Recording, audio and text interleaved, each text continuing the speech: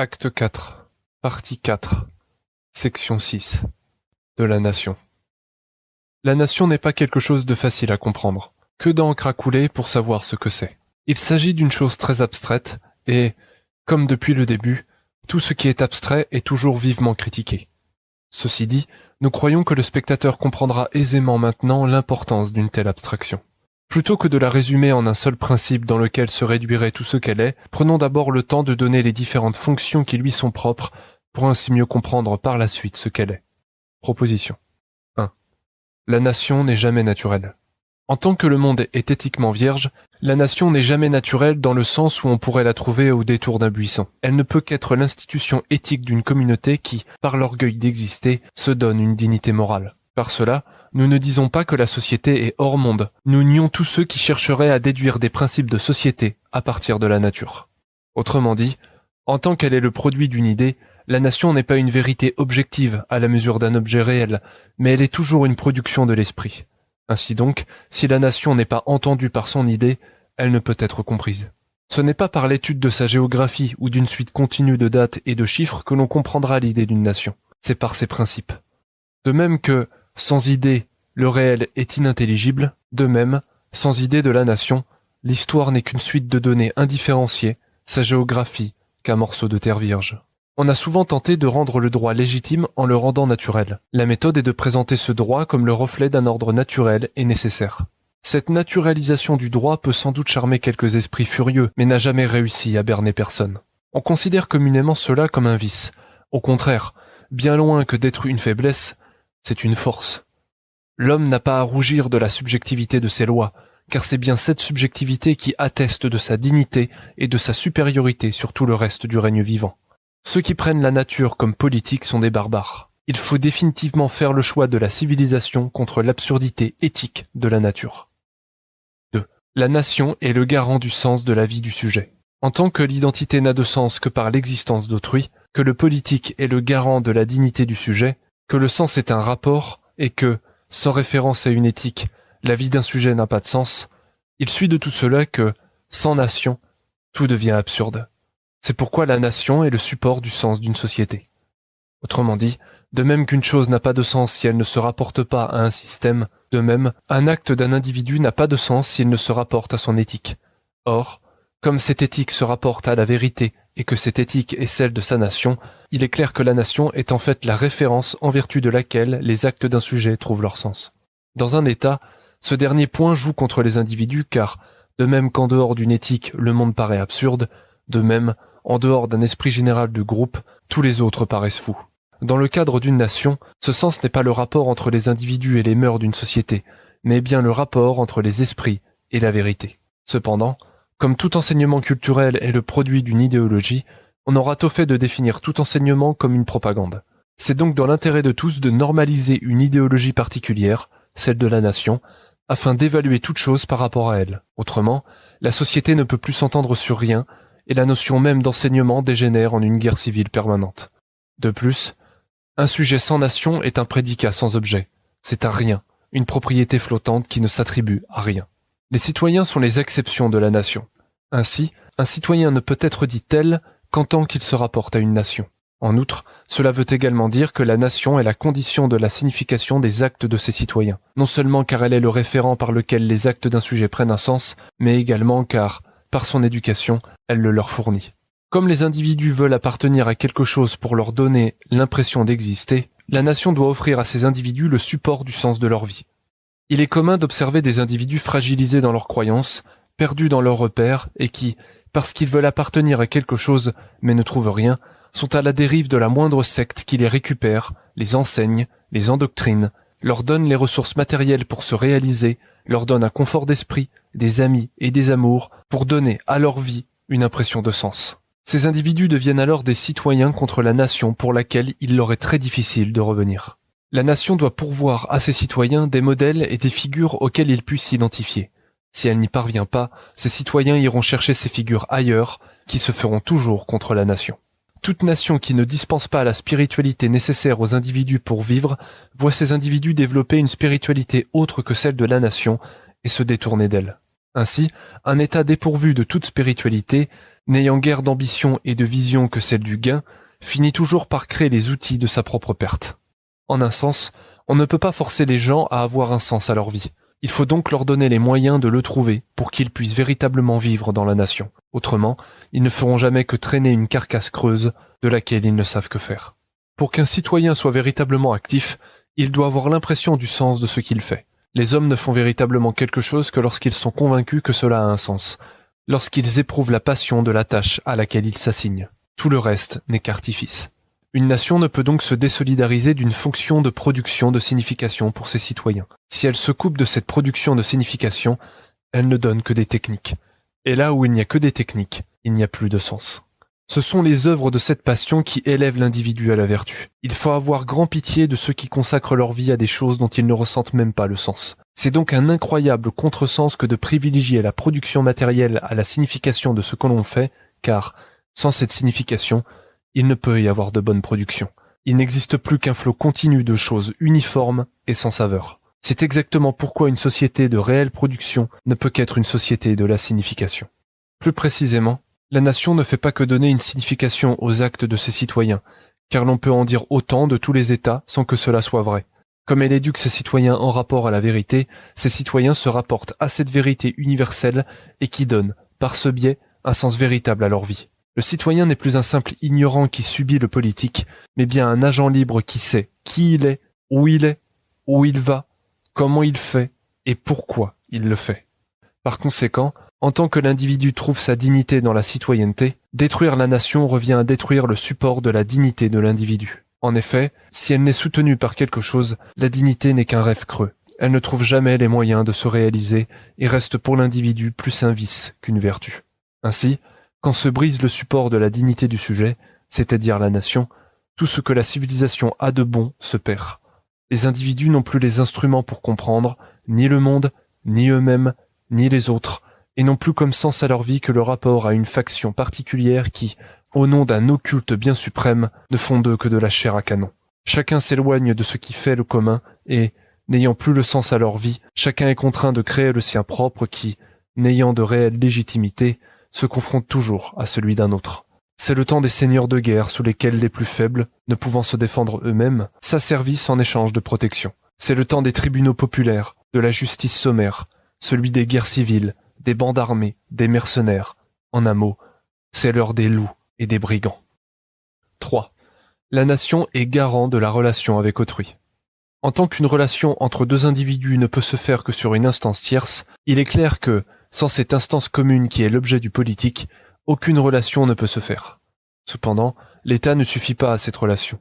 Si le politique permet d'établir une relation, il ne suffit pas à l'épanouir. Et il s'en faut de loin que toute relation établie soit bonne. L'État ne fait que créer une situation qui contraint les individus à coexister difficilement par la nécessité. Mais chacun vivant seul parmi les autres, quand bien même passeraient-ils toute une vie ensemble, que leur cœur ne se rapprocherait pas du nonce. Ainsi, la relation vraie n'est pas un simple rapport ou une interaction entre les individus, elle est une union des corps et des esprits. C'est exactement cela que permet de faire la nation. De plus, en tant que c'est grâce à des conditions communes que les individus peuvent se comprendre, il s'ensuit que si un peuple est composé d'individus ayant chacun des conditions propres, jamais ils ne pourront se comprendre et vivre en harmonie. Ils ne feront que subir l'autre de par la nécessité qu'ils ont de vivre avec lui. La nation exprime cette condition commune qui est le garant de la communication et de la bonne entente entre les individus. Même s'ils peuvent se diviser, ils parviendront malgré tout à se rejoindre sur l'essentiel, et jamais leur inimitié n'iront jusqu'à la fureur. En outre, c'est le lien national qui permet aux individus d'un même peuple de se lier l'un à l'autre de manière solide. Il n'y a pas de compassion possible sans ce lien entre les individus qui fait que l'autre est aussi une certaine part de moi, et que le toucher, c'est aussi me toucher moi. C'est ce lien national qui permet de dépasser les liens de la sphère privée pour s'élever à celle d'une nation entière.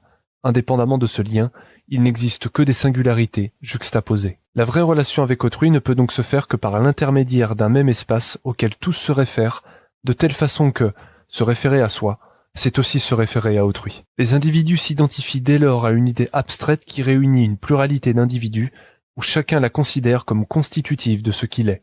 C'est pourquoi la vraie relation existe toujours de perdre une part de soi pour la donner à autrui. Vivre avec autrui, c'est aliéner une partie de soi pour quelque chose de l'autre qui devient propre à tous deux.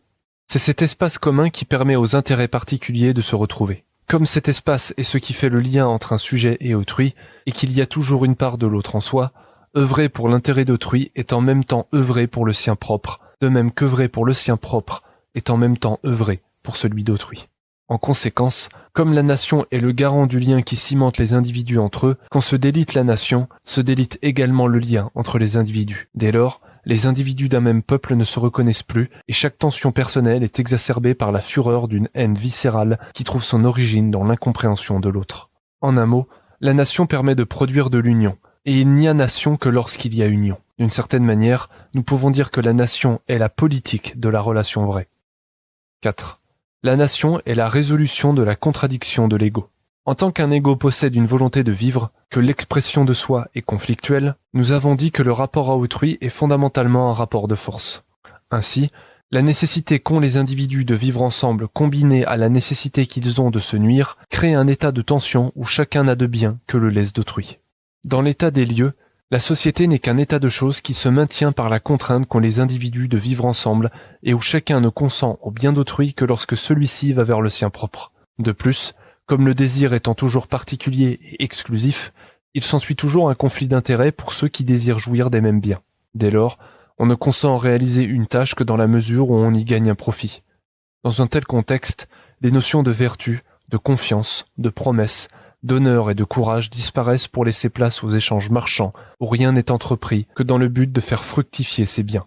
Il ne s'agit donc pas tant d'une vie commune que d'une vie seule qui ne conçoit la relation que comme un échange de bons procédés. Le souci pratique de cette situation demande aux individus le développement d'une éthique cynique qui leur apprend qu'on ne triomphe que par le vice. C'est pourquoi les meilleurs dans cette société en sont toujours les plus vicieux. En outre, en tant que le rapport d'un sujet au monde est toujours sensible, que la mesure de son corps est celle de son idée, que le sujet détermine la valeur des choses selon le degré de sensibilité qu'il entretient avec elles, et que le sujet a un rapport pratique au monde, il est clair que jamais l'individu n'a l'idée de son peuple en premier lieu. Il n'a que les affections de ceux qui lui sont le plus proches, et tout son monde se limite à cette sphère restreinte d'individus dont il fait régulièrement l'affection. Ainsi, les sujets choisissent de s'unir avec ceux envers qui ils entretiennent une sensibilité immédiate. Ils n'entendent pas les choses trop loin d'eux. C'est pourquoi toute identité collective est d'abord celle de la famille, du groupe, du village ou du clan. À l'échelle d'un État, les individus ne se rassemblent que parce qu'ils se ressemblent. Par suite, cela crée une société de factions fermées sur elles-mêmes et qui entrent toujours en conflit, les unes avec les autres. Autrement dit, dans une société, l'intimité entre individus se réduit à la proximité sensible et l'intérêt des individus se borne à ceux qui leur sont les plus sensibles. Comme l'on dit communément, loin des yeux, loin du cœur. Si on devait demander à un individu « Dis-moi donc qui est ton père ?» il tendrait le doigt et dirait « Voici mon père, ma mère, ma sœur, mes amis, les amis de mes amis, la famille de mes amis. Mais cet autre dont vous me parlez sans cesse, je ne le connais pas. Et si je peux à la rigueur lui reconnaître son importance, il reste un inconnu pour moi. » En simple, les conditions propres à l'individu impliquent à la fois autrui et son exclusion. C'est pourquoi la société est toujours contradictoire, misérable et vicieuse. Elle ne peut se maintenir que difficilement par la terreur et par un statu quo étrange où chacun tente de survivre en regardant l'autre avec méfiance et inquiétude.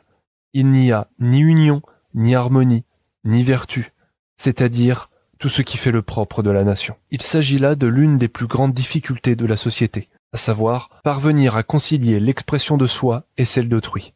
Car on ne peut affirmer l'une sans contredire l'autre. Il s'ensuit que les individus ne se sentent exister qu'en niant l'ensemble commun qui pourtant était leur vie. C'est ce rapport de force nécessaire que la société essaye de pacifier autant que faire se peut. Mais peu importe les efforts qu'elle consacre à cette tâche, elle n'y parvient jamais complètement.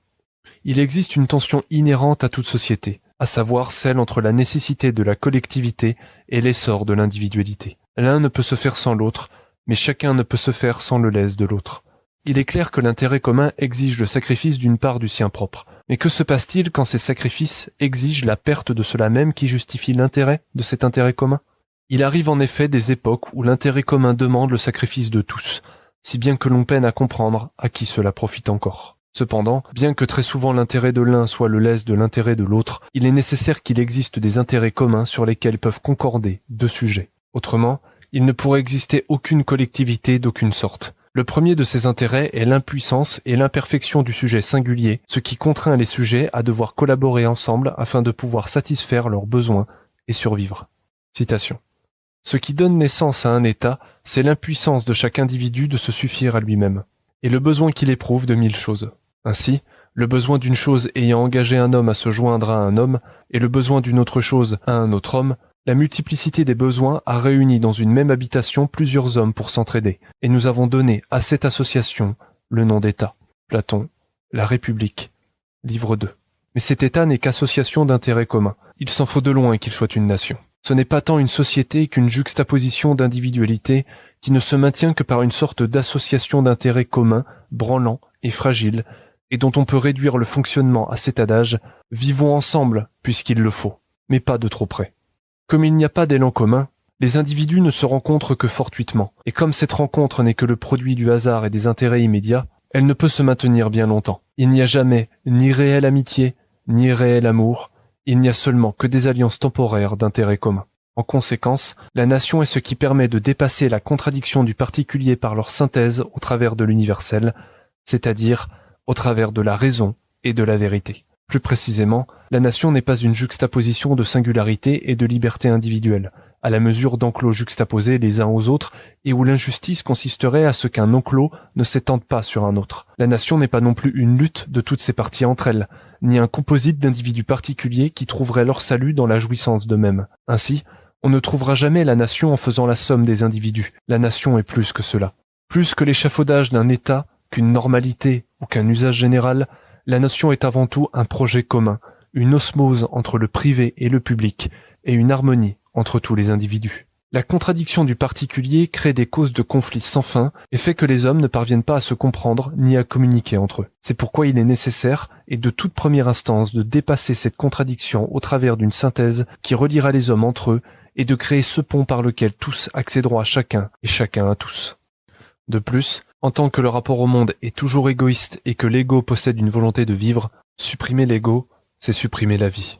Ainsi, nous comprenons qu'une société qui chercherait à supprimer l'égoïsme au nom du bien commun ne s'arrêterait que lorsqu'elle aura exécuté la totalité de ses citoyens, ce qu'elle fait d'ailleurs toujours. Aussi, le but d'une société n'est pas tant de supprimer les égos que de les faire concorder vers un même objet dont ils peuvent profiter ensemble de telle manière que, en se rendant service, un sujet rend service à l'autre.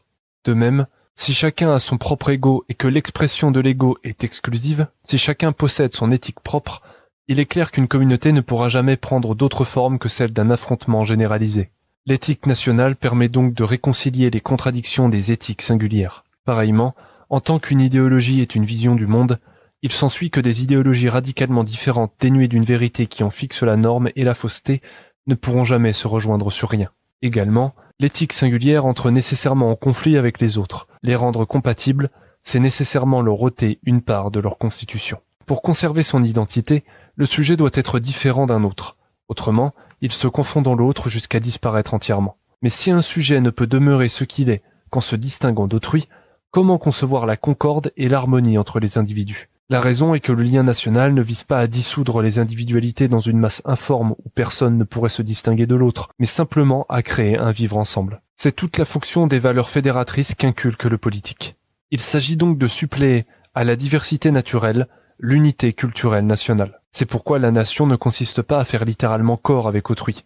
Il ne s'agit pas de faire corps, comme si l'autre était identiquement le même que soi. Il s'agit de faire nation, de manière à ce que même les différences ne suffisent pas à délier ce lien entre les individus qui permet de se comprendre et de vivre ensemble. Sans doute cette idée sera considérée comme naïve.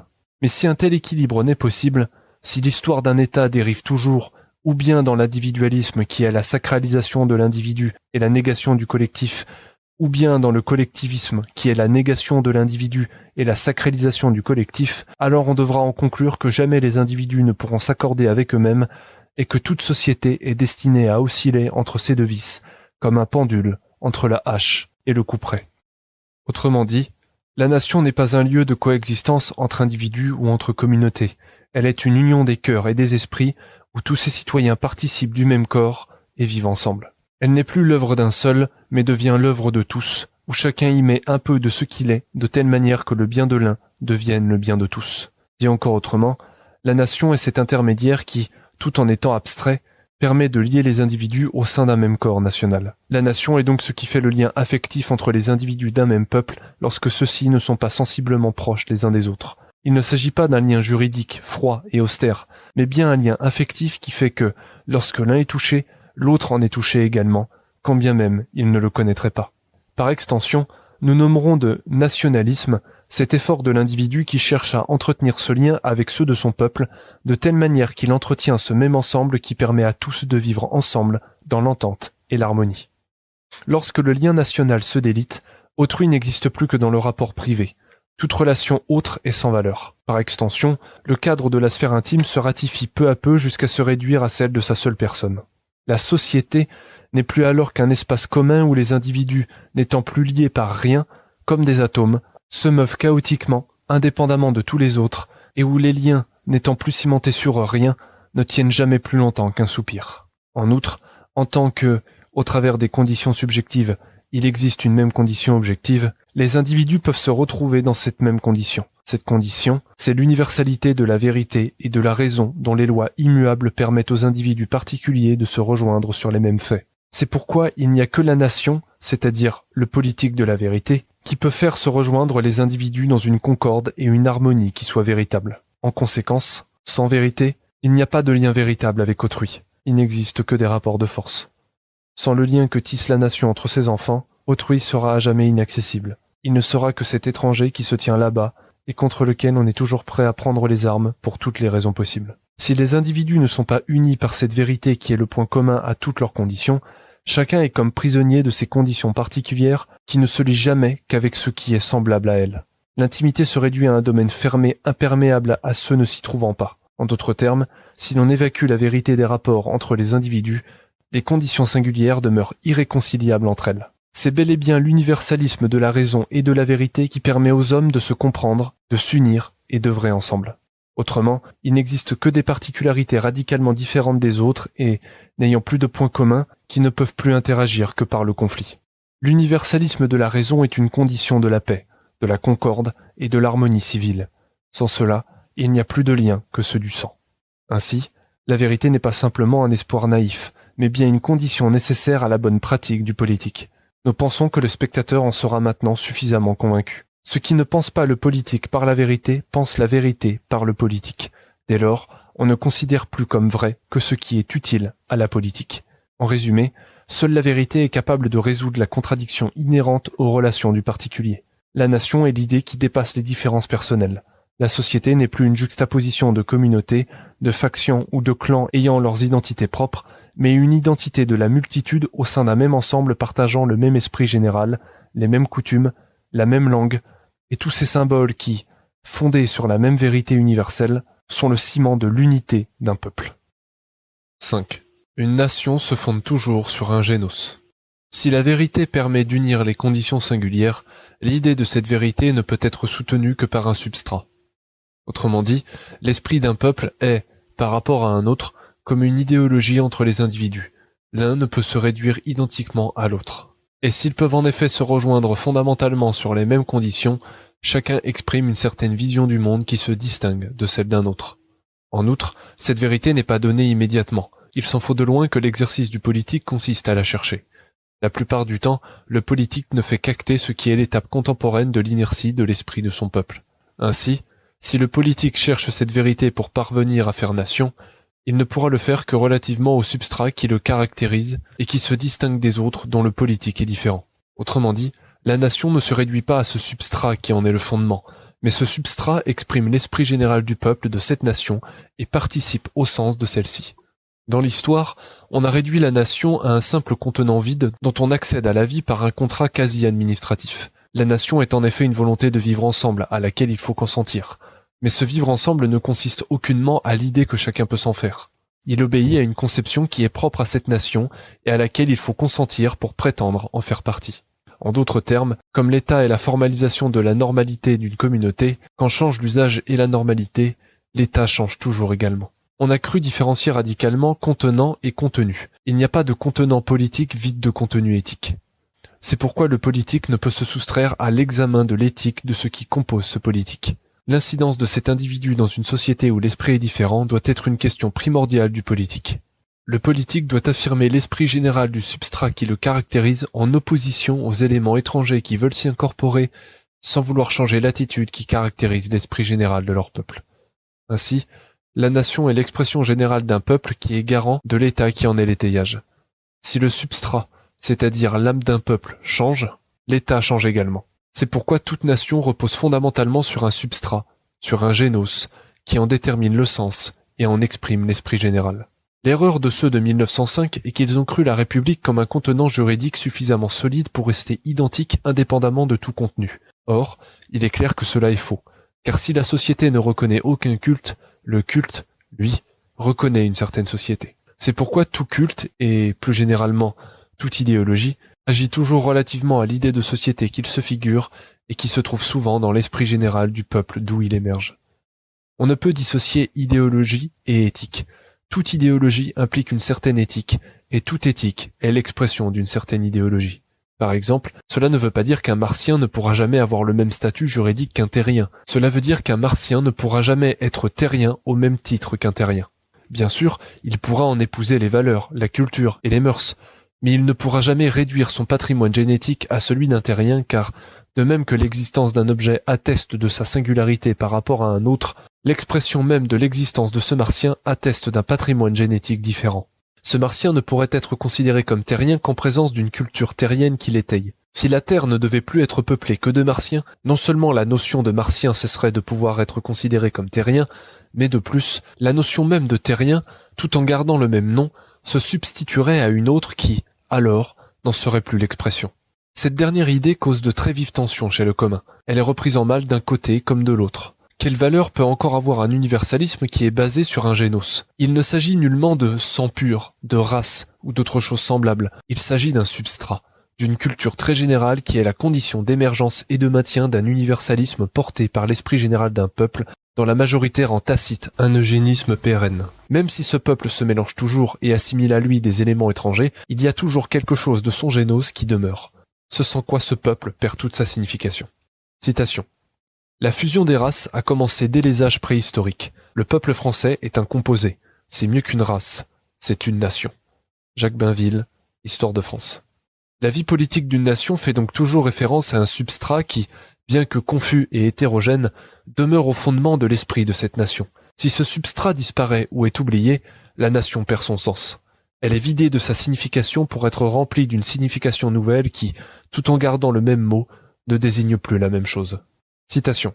Beaucoup plus qu'une défaite, c'est la mort d'une âme remplacée par le même corps par une autre âme, ou, si c'est la même âme, c'est une âme vidée de tout souvenir, une âme dont la mémoire est abolie, au point que d'un long passé de souffrance mais aussi de gloire, rien ne subsiste dans la conscience. D'autres lois, d'autres usages, et ce qui est pis que tout, une autre langue vient la remplir. Ferdinand Lott, La Gaule, citation tirée de Reynald Scheller dans l'Histoire de France tome 2, des Gallois aux Gallo-Romains. 6. Une nation est le produit d'une volonté de vivre ensemble.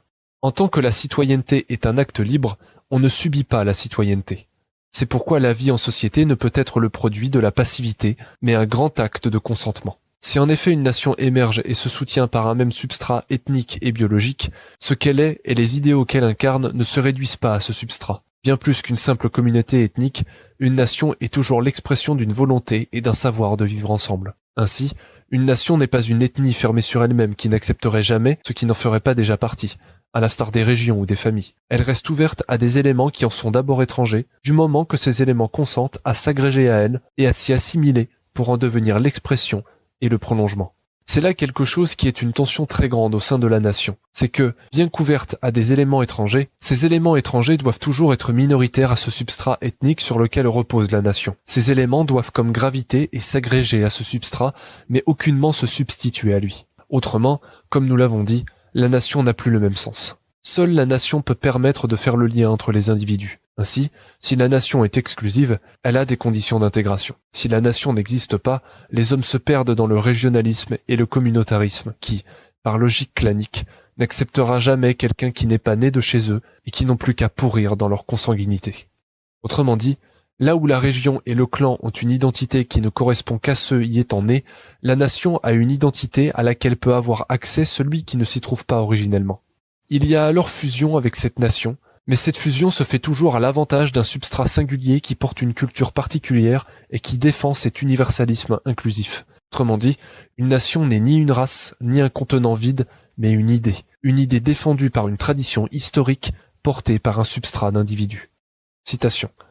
Une nation est une âme, un principe spirituel. Deux choses qui, à vrai dire, n'en font qu'une, constituent cette âme, ce principe spirituel. L'une est la possession en commun d'un riche legs de souvenirs. L'autre est le consentement actuel, le désir de vivre ensemble. Ernest Renan, qu'est-ce qu'une nation? Aussi, une nation ne se construit jamais d'elle seule par la force des choses.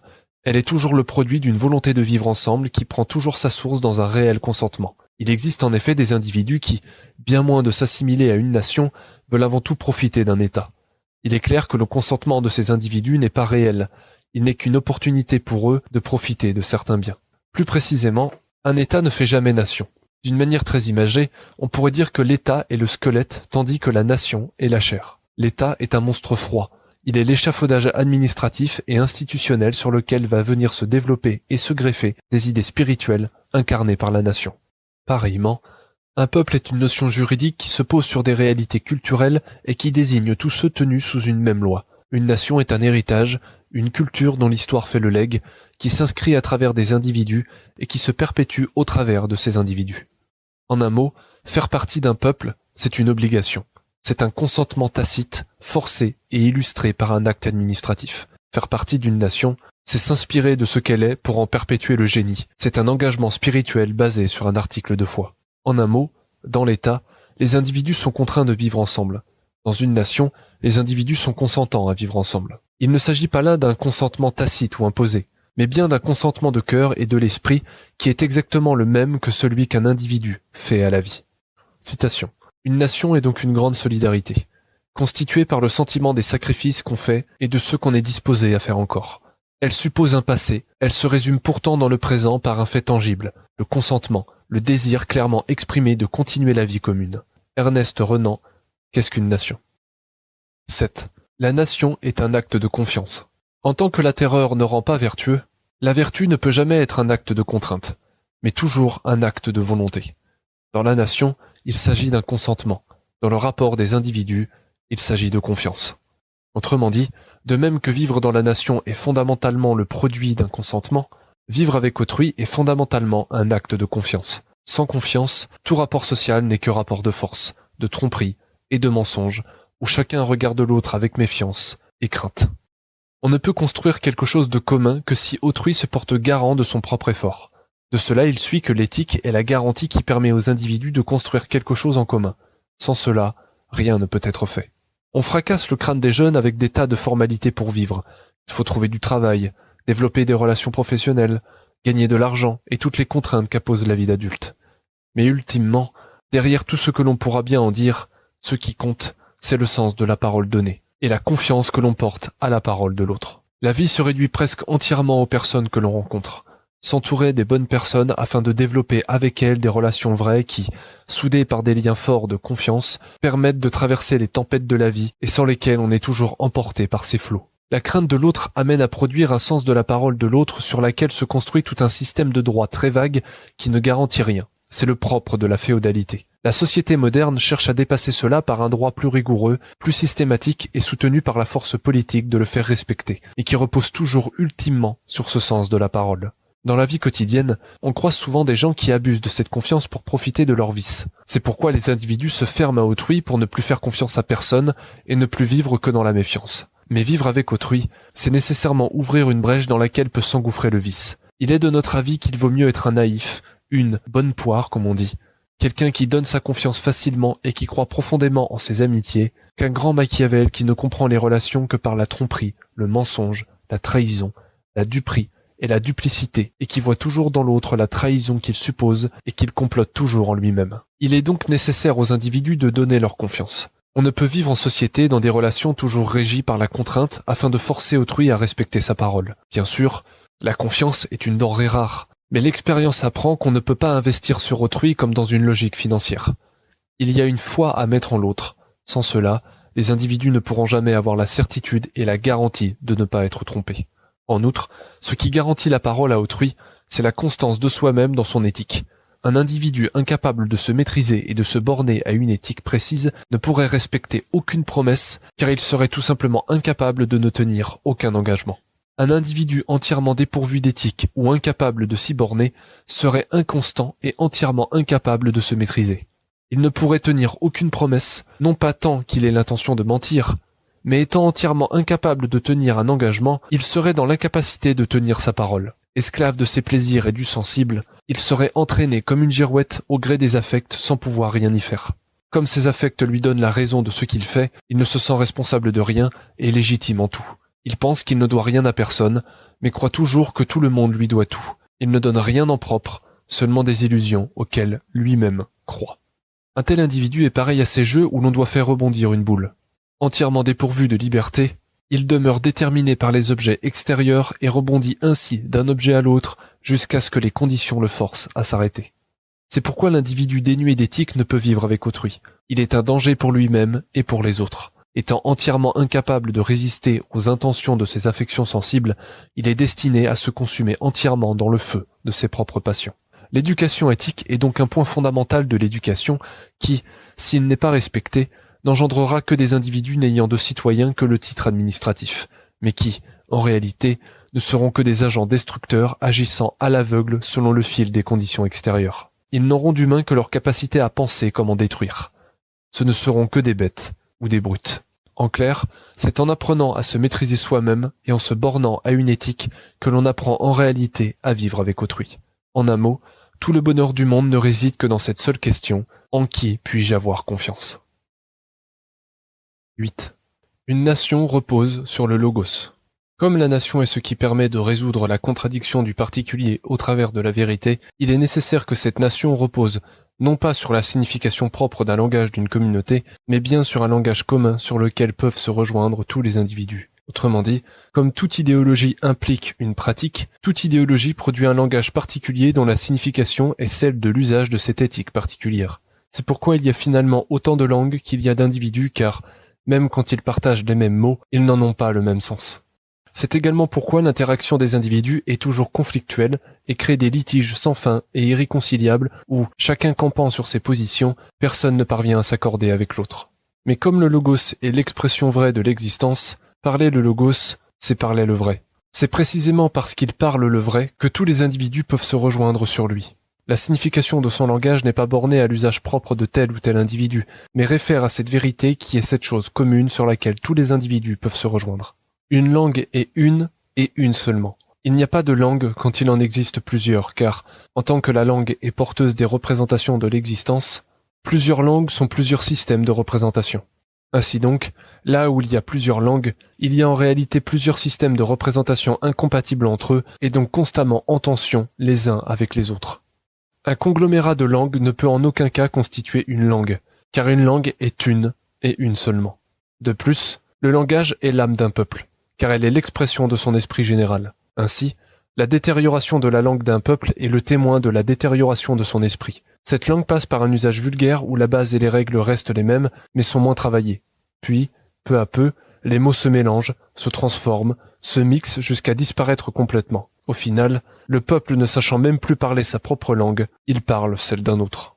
Cependant, il ne s'agit pas là d'une simple uniformisation de la langue, mais de comprendre que l'entente mutuelle et la concorde ne peut se faire que par le partage d'un même logos. Comme le logos est une condition de la relation vraie et que, si autrui ne partage pas le même système de référence que celui avec qui il parle, la compréhension ne pourra se faire, il est nécessaire aux individus de posséder un système commun auquel ils se réfèrent pour avoir le même sens de ce qu'ils disent.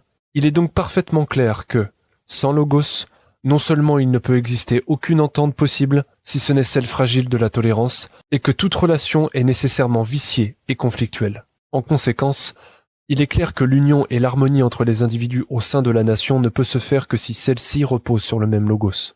De fait, il n'y a que les individus parlant le logos qui peuvent véritablement communiquer et s'entendre. Même leurs divergences ne les divisent pas complètement. Tandis que, pour le reste, tous les débats prennent la forme d'un pugilat où, chacun restant sur ses positions, cherche au mieux à tirer l'autre vers soi, au pire à lui faire rendre gorge, comme dans une arène de gladiateurs. Tout échange entre individus n'est possible que s'il s'effectue sur une même instance qui opère un intermédiaire entre l'un et l'autre, et sans lequel le rapport ne peut qu'être guerrier. C'est donc parce que les individus partagent un même logos qu'ils peuvent s'entendre et s'unir sous la bannière d'une même idée afin de construire ensemble quelque chose de commun. En conséquence, dire que le logos est nécessaire à la concorde sociale, c'est dire que la vérité est nécessaire à la cohésion sociale. Une société sans vérité cause toujours l'émergence d'une myriade de partis indépendants qui, luttant les uns les autres pour le monopole du savoir, fracturent la société en une multitude de factions irréconciliables qui, ne pouvant s'accorder sur rien, sont, à terme, destinées à s'entrechoquer. L'État ne peut pas conserver son unité là où il n'y a pas de vérité. Ce n'est pas une nation, mais un continuum de guerre civile où le discours dominant est celui qui s'impose le plus violemment par les armes. La société sombre alors dans l'affrontement de sectes religieuses où les discours ne sont plus vrais selon la référence à la vérité, mais selon le dogme alors en vigueur. Les discours ne réfèrent plus à la vérité, mais à la signification des conditions singulières qui, par cette référence, donnent la performativité de tous les discours. En somme, comme la vérité n'existe plus, tout devient nécessairement vrai, ce qui revient à dire que plus rien ne l'est. Supprimer l'objectif de la vérité, c'est donc supprimer du même coup la possibilité de la concorde.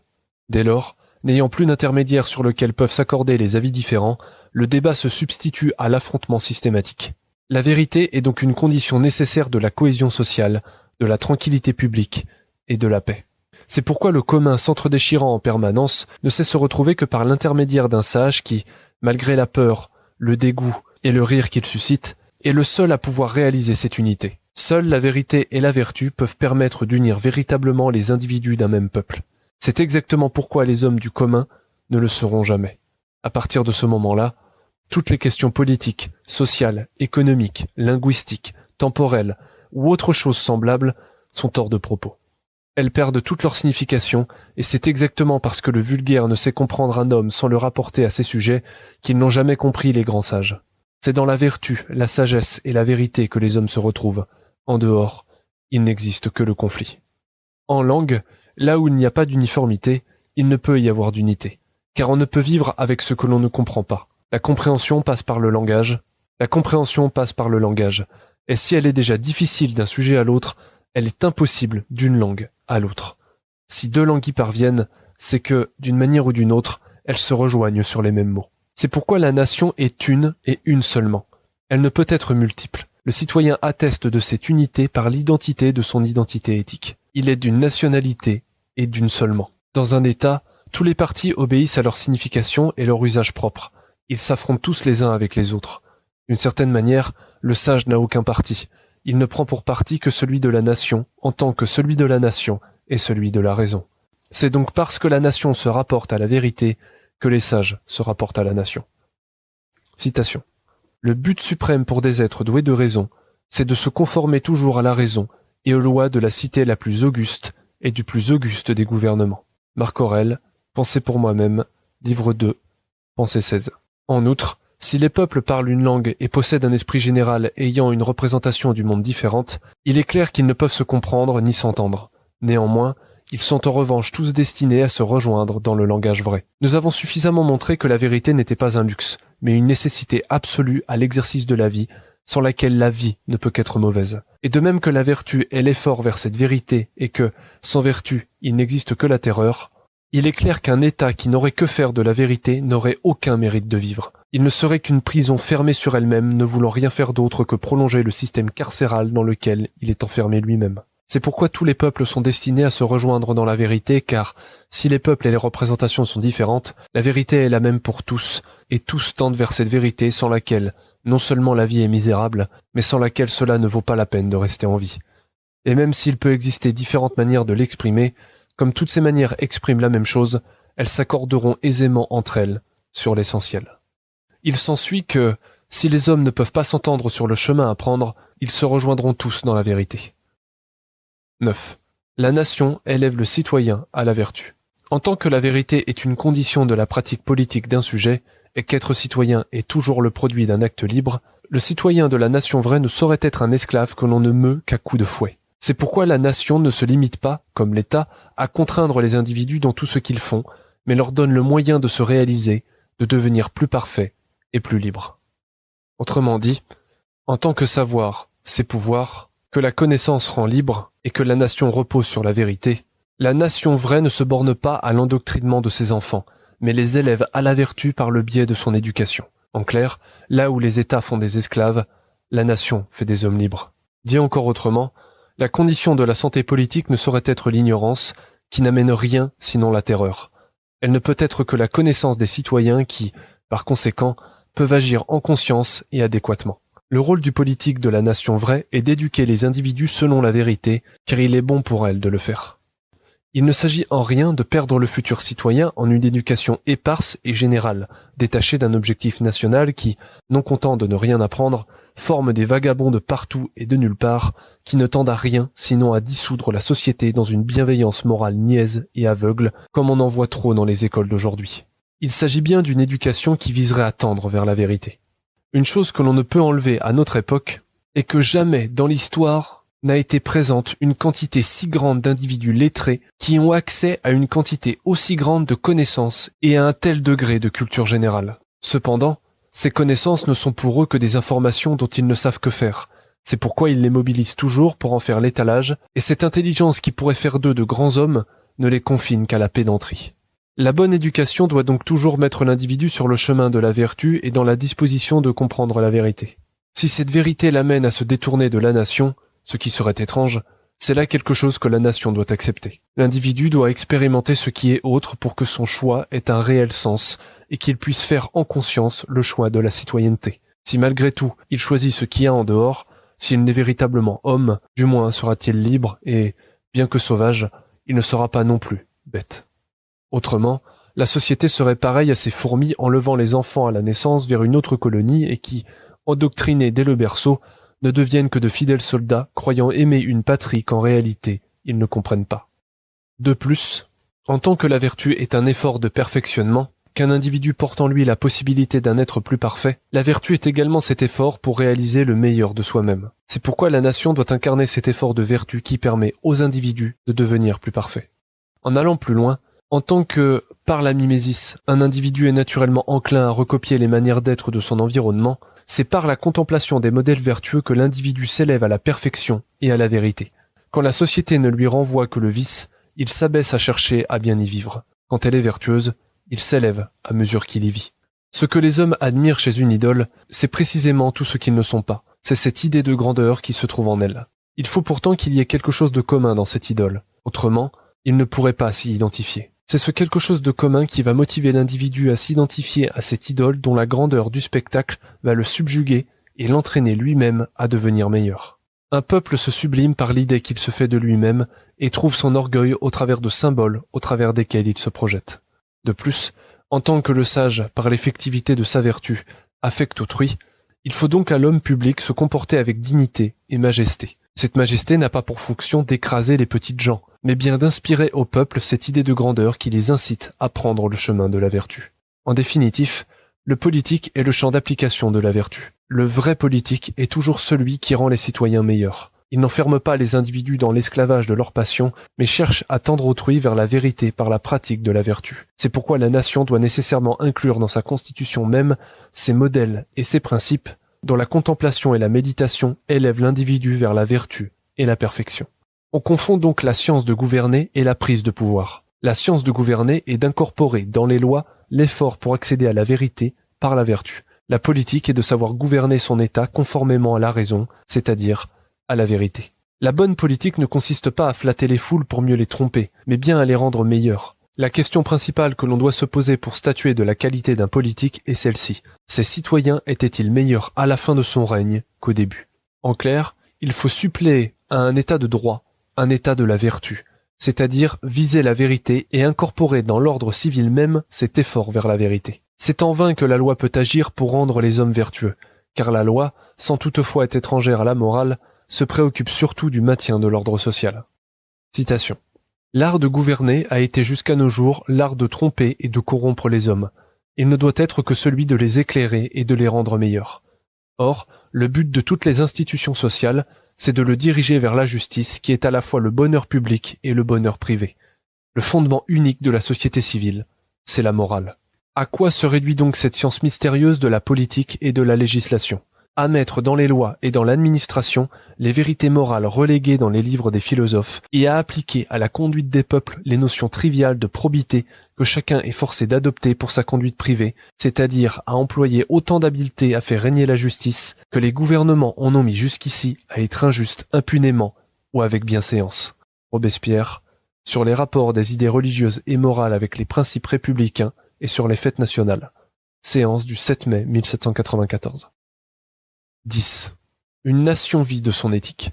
En tant que la nation est le garant du sens de la vie des citoyens, l'existence d'une nation est indissociable de son éthique. Dit autrement, en tant que le sens est un rapport, et que, sans référence à une éthique, la vie d'un sujet n'a pas de sens, il suit de tout cela que, comme nous l'avons dit, en dehors d'une éthique, tout devient absurde. C'est pourquoi le monde n'est pour le sujet que pierre et que cendre. Il ne trouve de sens pour lui qu'en rapport à une éthique. Et comme la nation est le garant de cette éthique, il suit de cela que la nation vit par cette éthique. Autrement dit, en tant que la nation est la résolution de la contradiction de l'ego au travers de la vérité et du logos, et que l'effort vers la vérité est la vertu, il s'ensuit que la vérité, la raison et la vertu ne sont pas simplement des objectifs ou des idéaux naïfs, mais sont au cœur de la constitution et du fonctionnement de la nation. La nation est donc l'expression des rapports vrais entre les individus en tant qu'ils ne peuvent se faire que dans la vertu et la vérité, et dont les lois sont celles de la raison. En clair, une nation est avant tout une éthique. Sans cette dernière, elle n'est rien. C'est son éthique véritable qui fait de la nation le récif des âmes en peine, ayant soif de sens et de vérité. Ou bien une nation est un royaume de la conscience, ou bien elle n'est rien. Il suit de cela que, si cette éthique en vient à être niée au nom de la sauvegarde de l'état de choses, tout cet état de choses s'écroule. Sans ces valeurs, une nation n'est rien. Pire que la destruction, c'est la banqueroute morale qui signe la mort d'une nation. C'est donc un terrible contresens que de vouloir sauvegarder l'état de choses en niant son éthique, car l'état de choses sans sa valeur n'est rien d'autre qu'un tas de pierres et de poussière. Or, ce n'est pas cela que l'on souhaite sauver, c'est sa valeur qui lui donne toute sa grandeur. La peur de tout ce qui a rapport à l'idéologie a amené les individus à désolidariser la vie politique de l'éthique. On a donc réduit le cœur de la nation à l'État, c'est-à-dire à son échafaudage administratif. C'est ce qui a conduit la création d'une politique cynique qui, sans se soucier d'éthique ni de vérité, bien qu'elle ait toujours besoin d'en présenter les atours, ne fait rien qu'entretenir l'échafaudage administratif où elle prend place. Mais si on enlève l'éthique et la vertu pour faire de la nation une sorte de contenant vide, alors elle meurt et n'est plus rien. Un État qui s'oublie est voué à mourir, tout comme l'État qui oublie ses citoyens ou ses citoyens qui oublient leur État. Il se produit alors un royaume de la réification où tout devient un produit matériel et commercial. C'est le règne du nihilisme cynique, du gouvernement administratif où plus rien n'a de réelle valeur. Or, là où plus rien n'a de valeur, tout a un prix. Bien qu'aucun État ne survive sans administration efficace, la politique ne se réduit pas dans l'administration. Et c'est quand le sens de l'État disparaît que la politique se confond avec l'administration, que les valeurs propres à la nation se dissolvent dans un individualisme pétri par un nihilisme cynique, qu'apparaît un État gouverné par la préoccupation matérielle immédiate, dirigé par une élite technique, ne cherchant qu'à maintenir son intérêt et trouvant leur richesse dans la fonction publique. C'est le gouvernement des fonctionnaires, des secrétaires, des gratte-papiers, des bons gestionnaires, des rhéteurs habiles, des fins connaisseurs techniques par quoi ils tirent toute leur autorité par rapport à la plèbe ignorante. Mais c'est un gouvernement entièrement dépourvu de tout sens politique ainsi que des valeurs qui font l'essence d'une nation et par lesquelles, en outre, celle-ci se maintient. C'est la mort du temps long, de la vision stratégique, des intérêts supérieurs, mais le règne de l'intérêt particulier immédiat. La politique n'est pas l'acceptation de la résignation, mais la lutte, l'effort vers la vertu, ce qui nécessite une vision claire du monde et une volonté de tendre vers un idéal.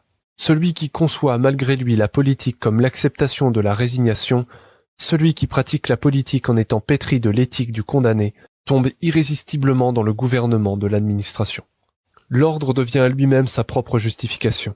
Or, on ne défend pas une nation car elle est un état de choses, on la défend car elle est une vision du monde, une idée de la morale, un chemin vers la vérité. On ne trouve pas ces idées dans un état de choses qui ne se justifie que par la tradition qu'elle impose. Ce ne sont pas pour de la boue et des pierres que les hommes meurent, c'est pour les idées de vertu et de vérité. L'administration est une tâche ingrate, elle est ce par quoi le pouvoir s'exerce, elle est le réseau de veines qui fait vivre un État, elle est un outil de pouvoir mais non le pouvoir lui-même. Et celui qui confond cet outil de pouvoir pour le pouvoir même substitue à une volonté d'effort un état de choses dont l'effectivité lui dissimule sa profonde passivité. En un mot, il ne fait pas, il laisse faire. C'est pourquoi ces secrétaires ne gouvernent pas vraiment. Ils ne font qu'exécuter. Leurs connaissances techniques de la gestion administrative permettent de dissimuler leur médiocrité profonde et l'absence totale de vision politique. Ils ne sont rien que des carriéristes qui réduisent la politique à leurs intérêts privés, qui ne voient la politique que comme un moyen pour satisfaire leur ambition personnelle et qui usent de leurs connaissances techniques pour justifier au peuple l'exercice de leur pouvoir. Citation. Le coût de cette stratégie, entièrement prise en charge par l'État, va s'avérer avec le temps sans limite, d'autant qu'il doit parallèlement supporter le prix de la monarchie et l'entretien de la plèbe romaine, qui non seulement refuse de remettre en question ses privilèges et son statut, mais exige de plus en plus de jeux et de pain, en bref, d'être entièrement pris en charge, faisant de sa paresse un système. Quant à l'État, il est confisqué par une élite de fonctionnaires dont le souci premier est sa reproduction incestueuse. À cette fin, elle va recruter toute une armée de fonctionnaires civils et militaires aux effectifs, là encore impressionnants, strictement hiérarchisés, dont la mission va être de tout gérer et de tout contrôler. Les couches intermédiaires de la population disparaissent tandis que les nobles, les grands propriétaires fonciers, les hauts fonctionnaires restent face à face avec les artisans embrigadés dans des corporations et les paysans transformés en colons qui ne pensent plus qu'à être protégés, nourris, habillés. À la fin du IIIe siècle, l'Empire a définitivement perdu ses repères, ses valeurs et sa raison d'être, y compris au plus haut niveau. Dans un tel contexte, la démographie s'effondre. Reynald Secher, Histoire de France, tome 3, des Gallo-Romains aux barbares. Pareillement, on a cru que la vertu d'un gouvernement se trouvait dans la nature de son régime, mais moins importe le régime de gouvernement que ses objectifs et les valeurs sur lesquelles ils sont fondés. Ainsi, une dictature gouvernée par un sage sera plus vertueuse qu'une démocratie dirigée par un vicieux. La nature d'un régime importe peu, car il n'est rien dont l'individu ne puisse faire un vice. Ce qui importe réellement, c'est la nature de ceux qui s'y trouvent et celle de ceux qui les gouvernent. De plus, le pouvoir est l'horizon nécessaire du politique, car il est dans sa nature propre que d'en disposer. La nature du pouvoir est toujours un certain despotisme, c'est-à-dire une centralisation du pouvoir au travers d'une même instance. Au mieux dissimule-t-il ses actes despotiques derrière un voile démocratique qui, non content de duper tout un peuple, érige le mensonge en régime. Il est nécessaire d'admettre la nature despotique du pouvoir politique. Aucun pouvoir ne peut être démocratique. Donner tous les pouvoirs au peuple est même le meilleur moyen de voir le peuple paralyser tous les pouvoirs. Car le peuple n'est qu'une entité théorique. Si elle désigne une réalité culturelle, il s'en faut de loin que cette unité culturelle agisse de concert comme un seul individu. Le peuple ne veut rien par lui-même. Il subit l'inertie de son esprit comme s'il en était étranger. Il est même à se demander si la démocratie ne fait pas partie de ces utopies qui, par leur caractère séduisant, dissimulent à l'esprit leur caractère chimérique. Répartir le pouvoir en différentes instances, c'est éclater celui-ci en proportion du nombre. Autrement dit, chaque partie étant indépendante des autres, mais demandant l'aval de l'autre pour être effective, aucun pouvoir ne peut émerger clairement. Tout cela pourra sans doute choquer le spectateur, mais nous croyons que l'on gagnera plus à édicter au peuple les nécessités qu'il subit en cherchant à le rendre libre, plutôt qu'à lui chanter sa liberté et toujours le restreindre. Il ne suffit pas de se dire libre pour l'être effectivement, et la vertu, comme la vérité, ne se décrète pas. Elles s'obtiennent par l'effort. C'est cet effort que la nation vertueuse doit instituer en son sein, indépendamment de la nature de son régime, car c'est de cet effort qui fait toute la vertu d'une nation. Il y a donc quelque chose de plus important que la survie d'une nation, c'est sa vertu. Et si une nation ne peut survivre qu'au prix de sa vertu, c'est que la nation est déjà morte. Avant toute entreprise, la nation ne doit pas se demander les avantages que cela lui offre, mais si cette entreprise est conforme à ce que la vertu exige. Ainsi donc, la nation fait de la vérité, de la vertu et de la raison des fondements de sa propre existence. Elle ne crée pas un état de choses qui ne se maintient que par la terreur et qui, non content de ne pas rendre les individus meilleurs, les incite en fait à agir dans la clandestinité et à l'ombre des lois. Ne pouvant se guérir du vice, l'homme apprit à en faire commerce, et ne sachant comment s'en débarrasser, il l'inscrit au cœur de la cité. Or, le vice aura beau se parer des étoffes, des tissus, des pierres et des manières les plus précieuses, le vice restera toujours le vice. Il en est de même pour toutes ces choses que l'homme, ne voulant admettre, a rendues tacites et a érigées en dictature absolue qui, à chaque instant, témoignent contre les lois positives de l'État. Il se crée alors une dictature morale où la morale personnelle est reine. L'État autorise alors ce que la morale interdit et interdit ce que la morale permet. Ou bien la morale se substitue à la loi, ou bien cette dernière est condamnée à être engloutie par la morale. Or, décréter les lois et obéir à la morale, c'est décréter l'empire du mensonge, où l'hypocrisie est vertu. Or, la nation vertueuse est un royaume de la conscience, où elle n'est rien. C'est pourquoi les lois de la nation ne peuvent qu'être celles de la raison. Ce qui compte dans une nation n'est pas tant la loi que le sens éthique des individus. L'État ne supprimera jamais le vice par les lois. Aussi peut-il légiférer autant qu'il le veut, si l'éthique ne se trouve pas au centre de son existence, il ne parviendra jamais à vaincre le vice. Les lois pourront être aussi strictes et nombreuses qu'elles le voudront, si l'éthique n'est pas là, rien ne pourra être fait. L'éthique est donc le fondement de la nation, elle est le facteur principal dont tout le reste lui est subordonné. La vertu n'est en rien étrangère à la nation, et même si celle-ci est souvent contrainte de faire le mal au nom du bien public, désolidariser la vertu d'une nation, c'est ériger celle-ci en nouvelle Babylone et la condamner à s'effondrer sous ses propres péchés. C'est la lumière de la vertu qui fait l'éclat d'une nation. Aussi, l'éclat d'une nation se réduit entièrement à la lumière de sa vertu. La nation tire sa légitimité de sa vertu. Au moment où elle la renie au nom d'un autre intérêt, elle n'est plus rien. De cela suit que l'intérêt suprême d'une nation est sa vertu. Elle ne tire sa légitimité à vivre que de cela. Une nation sans vertu n'est qu'un tas de cailloux soutenus par un édifice de papier défendu par des gangsters. Enfin, en tant que savoir, c'est pouvoir, une nation, si elle veut être puissante, doit accéder à la vérité. Elle ne peut se permettre de se complaire dans l'illusion.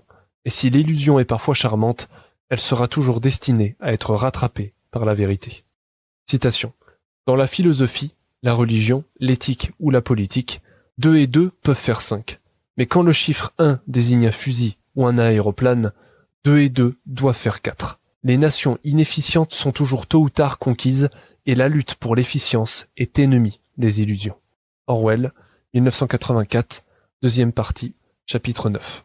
En un mot, une nation ne peut tirer sa légitimité et sa valeur que de la vérité seule. Son fondement ne peut être que la vertu. Si on la fonde sur toute autre chose, sur un coup d'État, une révolution, sur un crime ou quelque autre vice, on inscrit dans l'esprit de la nation une inertie qui ne peut conduire qu'au vice. 11. La nation est l'empire de la vérité.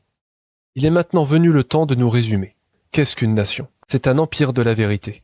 Voici comment il faut comprendre cette expression. Une nation est fondée sur des principes qui déterminent un effort vers la vérité, qui rend plus vertueux les citoyens qui la composent. Ainsi, les citoyens sont vertueux du fait de cet effort vers la vérité. Et comme la vertu est au centre de la vie commune, on se rend meilleur à vivre avec les autres. Une nation, si elle ne vise pas la vérité, se détruira toujours elle-même car, sans vérité, on ne peut qu'être impuissant et inadéquat. La nation est le garant du sens de la vie d'un individu. En dehors d'elle, la vie de l'individu n'a aucun sens, car la nation est en fait le règne de cette vérité qui détermine le véritable sens de toute chose. Tous ceux qui parlent la langue du vrai finiront par se rejoindre. Ainsi, une nation défendant la vérité non seulement est assurée d'atteindre le plus haut degré de connaissance, mais assure en même temps la concorde sociale et l'entente avec les autres puissances politiques. Pour qu'une nation soit l'ornement de l'univers, pour reprendre le mot de Robespierre, pour qu'une nation ait une valeur supérieure à toutes les autres, il ne lui faut pas pour cela défendre son intérêt privé, ni tenter de le satisfaire en allant le chercher chez autrui ou en lui imposant sa vision du bien. Pour qu'une nation ait une réelle valeur, elle doit défendre des principes universels, indestructibles et dont elle ne pourra jamais se délier. De telle manière que, en défendant un de ces principes, elle défend également le droit de tous les autres. C'est cela qui distingue un État de gredins, de fripons et de pécheurs à une nation d'honneur, de juste et de vertueux. Une nation doit toujours s'attacher à sa vertu, car c'est de sa vertu qu'elle tire la légitimité de son existence par rapport à tous les états de vice qui composent les communautés humaines. Si elle devait nier sa vertu en raison d'un profit quelconque, elle détruirait l'essence même de la vertu et jetterait ainsi l'opprobre et le déshonneur non seulement sur tous ses pairs, mais également sur tous ceux l'ayant précédé. À quoi donc cela lui servirait-il de gagner quelques avantages si à cause de cela, elle perdait ce qu'elle a de plus précieux ? La nation est la personne immortelle. Comme elle se fonde sur la vérité et que cette vérité est éternelle, il est clair que la nation vraie est immortelle, ce qui fait la garantie de la signification des actions des individus. On nous dit que les nations sont mortelles. Cela est possible. Mais que faut-il en conclure ? Qu'il faut satisfaire les intérêts immédiats propres à une nation ? Que tout est permis ? Qu'il faut sacrifier le futur à la jouissance de l'instant ? Qu'il faut vivre sans lendemain ? À quoi bon vivre dans une nation qui engloutit toutes nos aspirations pour ne rien nous rendre et nous projeter vers notre propre fin ? On doit considérer la nation comme une idée éternelle dans l'intelligence universelle, comme une réalité objective du monde. En dehors de cela, qu'existe-t-il ? Rien. Que du vent. Du vent qui certes peut devenir des rafales, des ouragans, d'autant de force qui peuvent tout dévaster, mais qui, une fois passé, retourne à l'oubli. Si une nation chute, elle se relève toujours. C'est en cela qu'elle porte ce qu'il y a de plus haut dans la dignité humaine, l'orgueil d'exister. En résumé, la nation est un projet de société qui, bâti sur des principes véritables et éternels, construit un état de la vertu où chaque individu se rend meilleur par son rapport à autrui et où chacun se gouverne lui-même par la raison. Si une telle entreprise est impossible, il faudra en conclure que la destinée humaine ne peut qu'être tragique. Citation. Quel est le but où nous tendons ? La jouissance paisible de la liberté et de l'égalité. Le règne de cette justice éternelle dont les lois ont été gravées non sur le marbre et sur la pierre, mais dans les cœurs de tous les hommes, même dans celui de l'esclave qui les oublie et du tyran qui les nie. Nous voulons un ordre de choses où toutes les passions basses et cruelles soient enchaînées, toutes les passions bienfaisantes et généreuses éveillées par les lois, où l'ambition soit le désir de mériter la gloire et de servir la patrie, où les distinctions ne naissent que de l'égalité même, où le citoyen soit soumis au magistrat, le magistrat au peuple et le peuple à la justice, où la patrie assure le bien-être de chaque individu et où chaque individu jouisse avec orgueil de la prospérité et de la gloire de la patrie, où toutes les âmes s'agrandissent par la communication continuelle des sentiments républicains et par le besoin de mériter l'estime d'un grand peuple, où les arts soient les décorations de la liberté qui les ennoblit, le commerce, la source de la richesse publique, et non seulement de l'opulence monstrueuse de quelques maisons. Nous voulons substituer dans notre pays la morale à l'égoïsme, la probité à l'honneur, les principes aux usages, les devoirs aux bienséances, l'empire de la raison à la tyrannie de la mode, le mépris du vice au mépris du malheur, la fierté à l'insolence, la grandeur d'âme à la vanité, l'amour de la gloire à l'amour de l'argent, les bonnes gens à la bonne compagnie, le mérite à l'intrigue, le génie au bel esprit, la vérité à l'éclat, le charme du bonheur aux ennuis de la volupté, la grandeur de l'homme à la petitesse des grands, un peuple magnanime, puissant, heureux, à un peuple aimable, frivole et misérable. Nous voulons, en un mot, remplir les vœux de la nature, accomplir les destins de l'humanité, tenir les promesses des Lumières, absoudre la providence du long règne du crime et de la tyrannie. Que la France, jadis illustre parmi les pays esclaves, éclipsant la gloire de tous les peuples libres qui ont existé, devienne le modèle des nations, l'effroi des oppresseurs, la consolation des opprimés, l'ornement de l'univers, et qu'en scellant notre ouvrage de notre sang, nous puissions voir au moins briller l'aurore de la félicité universelle. Voilà notre ambition, voilà notre but. Maximilien de Robespierre, discours du 18 Pluviose en 2. 6 février 1794. Fin de la section 6.